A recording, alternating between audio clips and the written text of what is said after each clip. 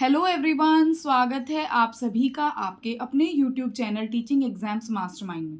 दोस्तों, यदि आपका भी सपना टीचर बनने का है या आप किसी कंपटीशन एग्जाम की तैयारी कर रहे हैं और सोच रहे हैं कि हिंदी के पोर्शन को कैसे कवर करें, कितना करें, कहाँ से करें, तो आप बिल्कुल सही चैनल पर आए हैं।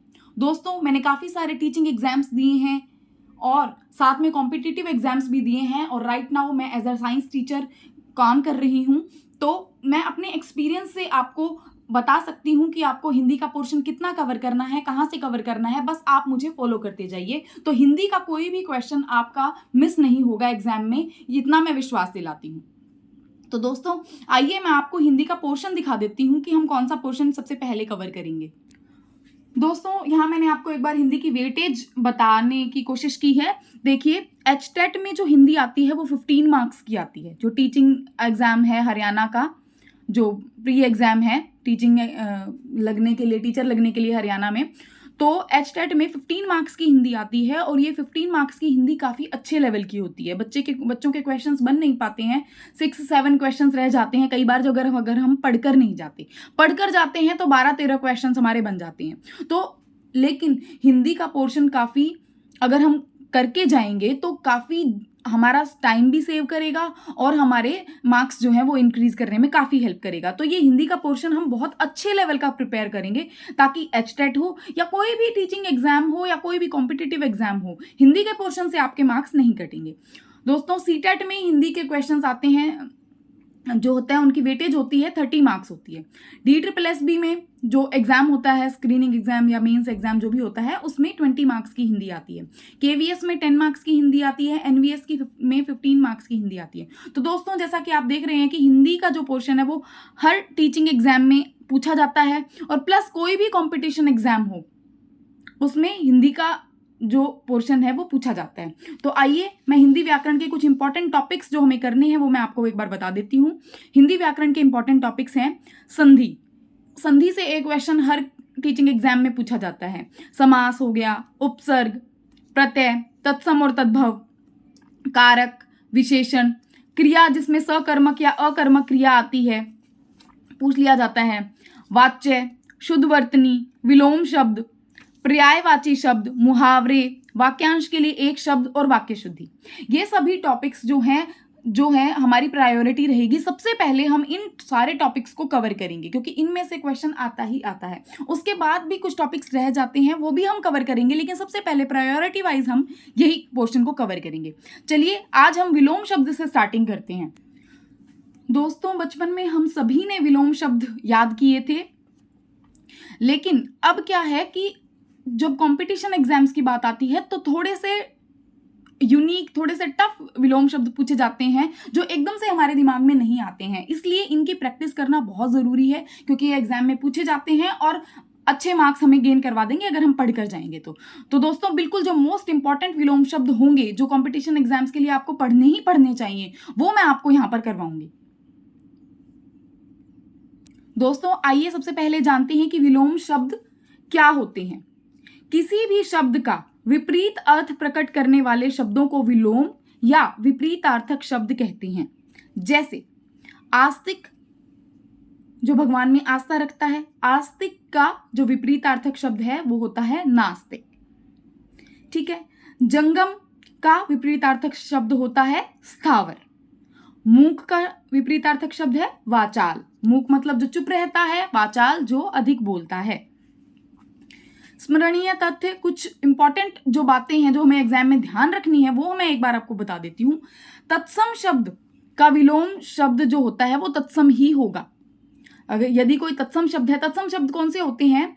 जो संस्कृत भाषा के शब्द थे और उनको ज्यों का तो एज इट इज हिंदी में प्रयोग कर लिया गया है, वो तत्सम शब्द होते हैं। तो अगर कोई तत्सम शब्द आपसे पूछा गया है तो उसका विपरीतार्थक शब्द तत्सम ही होगा। तद्भव शब्द वो होते हैं जो संस्कृत के पाली, प्राकृत, अपभ्रंश से जो संस्कृत के जो अलग अलग फेजेस हुए उनसे गुजरकर हिंदी में अब उनका थोड़ा सा रूप बदलकर हिंदी में जो प्रयोग किए जाते हैं वो तद्भव शब्द होती हैं। यदि कोई तद्भव शब्द है तो उसका विलोम शब्द तद्भव ही होगा। अरबी फारसी का अगर कोई शब्द है तो उसका विलोम शब्द अरबी फारसी का शब्द ही होगा। जैसे मित्र, मित्र जो कि एक तत्सम शब्द है, संस्कृत भाषा से एज इट इज लिया गया है हिंदी में, तो उसका जो विलोम होगा वो शत्रु होगा, न कि दुश्मन। अंधेरा जो है, अंधेरा एक तद्भव शब्द है। संस्कृत का जो वर्ड है अंधकार, अंधकार से बदलकर अंधेरा हुआ, जो कि अब हिंदी में प्रयोग किया जाता है, तो ये एक तद्भव शब्द है और इसका विलोम जो होगा वो उजाला होगा, न कि प्रकाश। प्रकाश का विलोम होगा अंधकार, जो कि प्रकाश भी एक तत्सम शब्द है, अंधकार भी तत्सम शब्द है, तो प्रकाश का विलोम होगा अंधकार, और अंधेरा जो कि एक तद्भव शब्द है उसका विलोम होगा उजाला। अमीर जो अरबी फारसी का शब्द है उसका विलोम होगा गरीब, न कि निर्धन। चलिए अब हम कुछ इंपॉर्टेंट विलोम शब्द जो हैं उनकी एक सीरीज हम स्टार्ट करेंगे आज से, और ये विलोम शब्द दोस्तों आपको करनी ही करनी है, स्किप मत कीजिएगा। सारे विलोम शब्द डेली के डेली आप लर्न कर लीजिएगा, आपको एग्जाम में जरूर ये देखने को मिलेंगे और अच्छे से आपका क्वेश्चन हो जाएगा। देखिए, अंतरंग, अंतरंग का अर्थ होता है भीतरी, तो अंतरंग का विपरीत होगा बहिरंग। अंतर्गत का विलोम होगा बहिर्गत। अंधकार या तिमिर, अंधकार आ जाए उसका विलोम भी प्रकाश होगा, तिमिर आ जाए तो तिमिर का विलोम भी प्रकाश होगा। अंधेरा, अंधेरा का विलोम होगा उजाला। अकर्मक का सकर्मक, अकाल का सुकाल, ये याद रखिएगा, सु है यहां पर, अकाल का सुकाल। अक्षत, देखिए मैंने यहां पर मीनिंग भी लिख दिया है, जो वर्ड आपको ना समझ में आए उसका।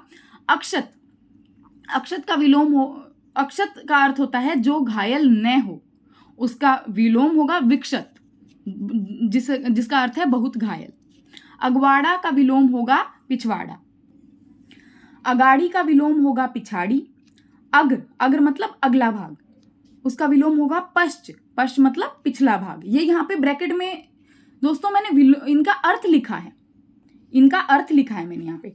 विलोम है अग्र का पश्च, अग्रगामी का पश्चगामी। अघ, अघ का अनघ, अघ का अर्थ होता है पाप, अनघ का अर्थ होता है पुण्य, तो अघ का विलोम हो गया अनघ। अघोष, अघोष का विलोम हो गया सघोष या घोष, दोनों ही। अघोष आए तो उसका विलोम सघोष भी हो सकता है और घोष भी हो सकता है। आपको ऑप्शन दे देगा 4, अघोष का विलोम क्या होगा, सघोष, घोष, दोनों में से कोई नहीं, या दोनों, इस तरीके से अगर कर दे तो दोनों आपका ऑप्शन होगा, क्योंकि सघोष भी आएगा और अघोष भी आएगा। अघ का अनघ, अज्ञ का विज्ञ।